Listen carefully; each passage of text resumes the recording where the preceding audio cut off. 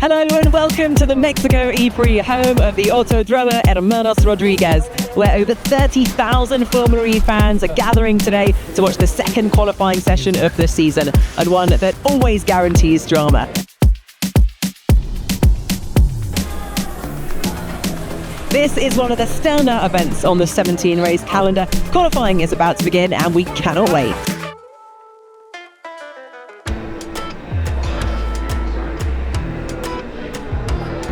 Oh, it was long. It was a day flight, 12 and a half hours, so felt like 50 hours on the same flight, but yeah, we made it. I've been here before, but sitting on the side, it's a reserve driver, so it's going to be the first time on the track for me. A good kickoff in Sao Paulo, and yeah, just need to make sure we build from that and do a little bit better.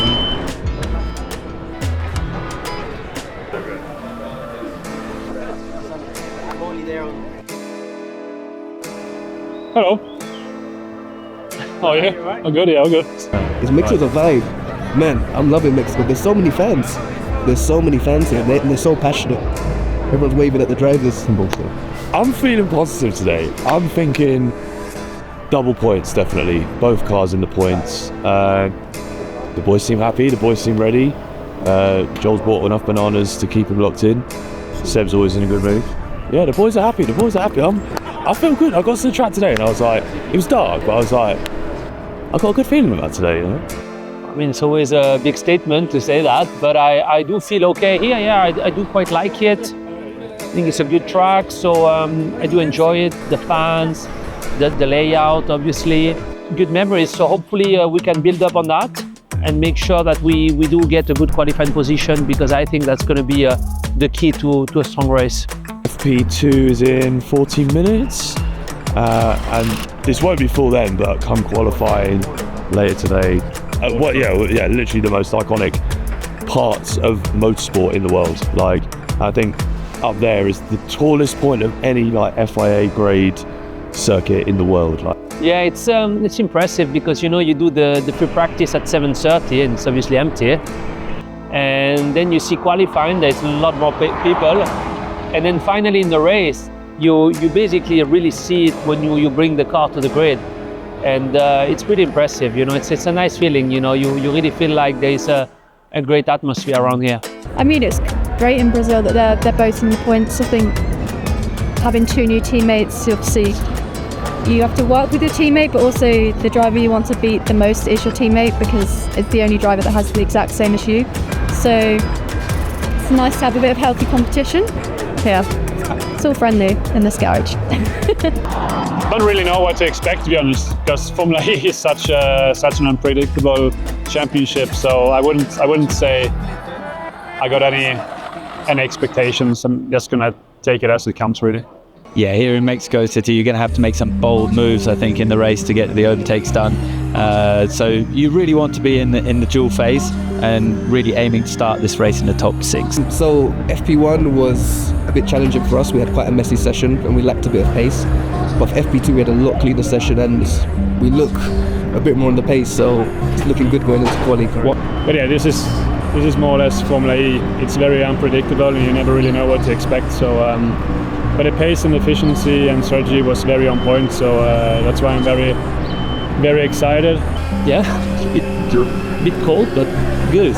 Yeah. So FP2 was pretty good. So Seb setting a lot of fastest laps. So he was second fastest overall in the 350 laps and then third fastest in the 300 laps, which is good for the qualifying, which is coming up. So it fills him with confidence. Not much has changed, just more execution of the car. There's been a few little changes on the setup and the controls, but overall just us executing more cleanly. But what you generally see in these group stages of qualifying, they'll go out, they'll do a push lap, they'll cool it down for 1, maybe 2 laps, get one final bite at the cherry, won't they, to get through to the end of the session and give them a final chance of getting into the duel. Right, here we go. This is going to be the first of the push laps in Group B. Buemi's up into the top spot there as well. He was second fastest in FP2 this morning, so continuing that strong momentum. This is going to be really, really interesting to see if anyone can find anything to match Sebastien Buemi in the final sector. Let's have a look at Ticktum. No, too deep. That's it. That is too much. That is the lap gone then for Dan Ticktum. So it looks like the top 4 is going to be Buemi, Ticktum, Evans and Oliver Rowland. What a superb job from Sebastien Buemi, quickest man at the end of Group B qualifying. The man who's been on phenomenal form so far this weekend, Sebastien Buemi for Envision. So both of these drivers now out on track and ready to start their one and only flying lap there. Yeah, you can see he was a few tenths of a second away from Rowland's first sector time, but as you say, it could be sector 2 and sector 3 where he's able to build it back. For Sebastien Buemi, is he going to knock out the reigning world champion from qualifying as we come to the checkered flag? Sebastien Buemi has done it by over a tenth of a second. What a phenomenal middle and end to the lap. We are now over to the second of our semi-finals. Mitch Evans versus Sebastien Buemi on their one and only flying lap then in this session. That was a really neat run through turn 1 there for Mitch Evans. So used all the width on the way in, right up against the grass, and that exit as well.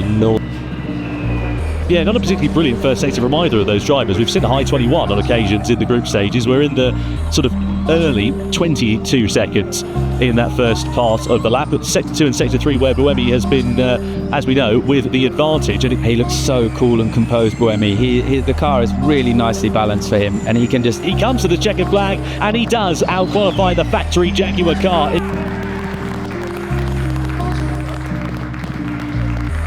So Seb is on the final of qualifying, so that means he's going to start on the front row, and he's now got to shoot out for pole position against Taylor Barnard, who has been the quickest throughout all of this qualifying, so he's got some time to find, but front row start is going to be great either way. Sebastien Buemi has been racing here since day 1 of Formula E.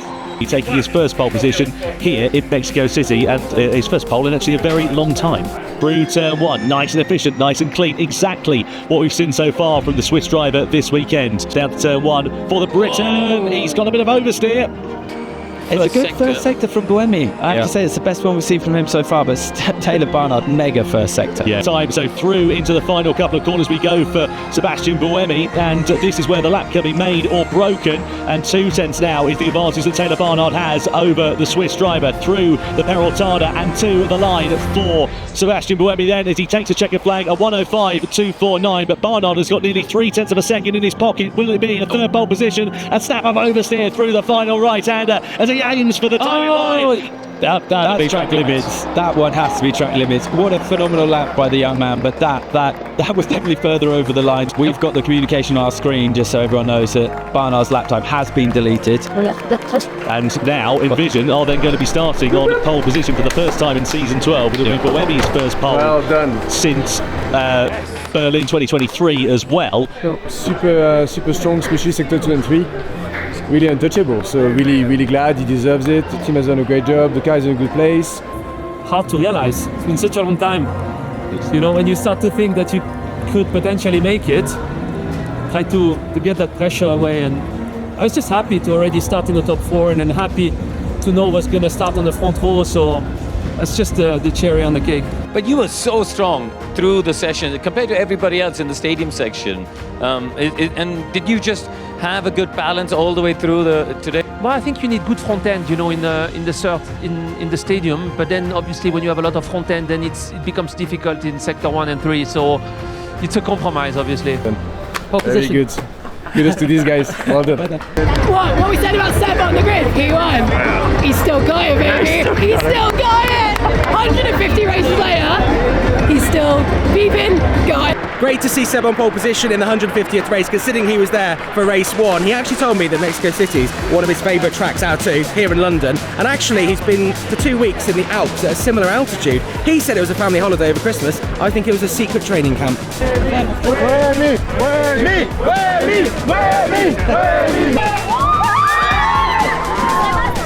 Mexico is always one of the most exciting races.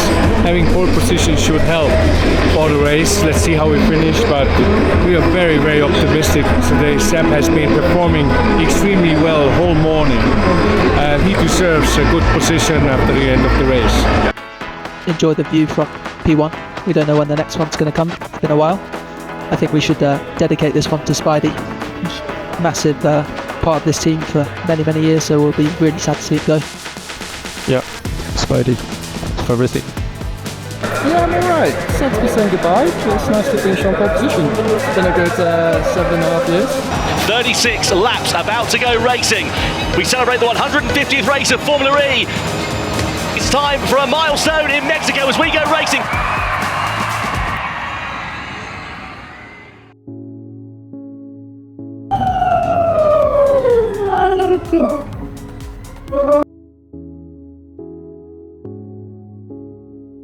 Okay, Seb, let's refocus here. Let's refocus. Long race ahead. Yep. Try to not think about it. So overall, the weekend was going really, really well. Really exciting to get the pole. Obviously, on our 150th race for the team. Great that Seb does that. So all okay. And then racing happened. So Seb very obviously made a small mistake, but that was very expensive. No points out of here is pretty difficult, apart from the points in quali. But anyway, it's a very long season ahead of us. We are doing the Men in Black reset, forgetting what happened here during the race, but a lot of really positive takeaways on quali and race pace, which actually is very exciting for the rest of the season. So I'm really pumped. We want to go racing again as soon as possible, and put a fast car on track again and go racing. So yeah, thank you for following, and then we'll be in Miami very soon to go again.